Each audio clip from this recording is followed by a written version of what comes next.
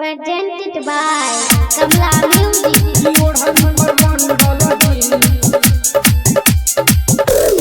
ओढ़नी पर मंडल जी लिखवाइले गे हो जइबे मशहूर।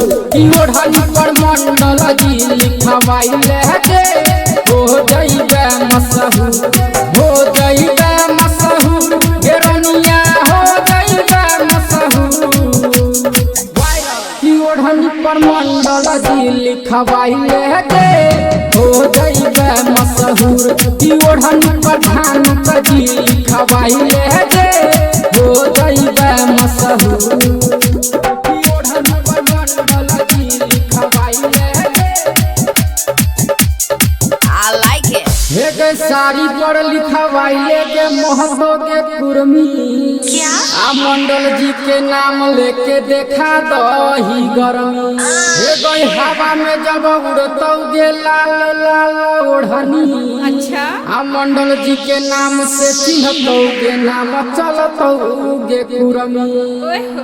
किरावत पाल जी से मिलले गे हो जइबे मशहूर। ओढ़नी पर मंडल जी लिखवाइले गे हो जइबे मशहूर। अच्छा?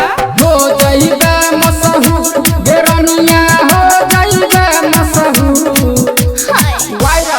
ओढ़नी पर मंडल जी लिखवाइले गे हो जइबे मशहूर।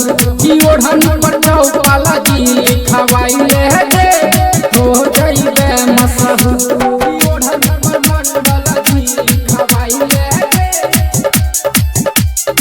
I like it. हे गई घूमेला तू जइहे सुते दुआरम खोपा। आ दिलवा लगाले मंडल जी से फेरू मिलतौ नहीं मौका। हे गई गली गली में चलतौ गे जान खाली तोरे चर्चा।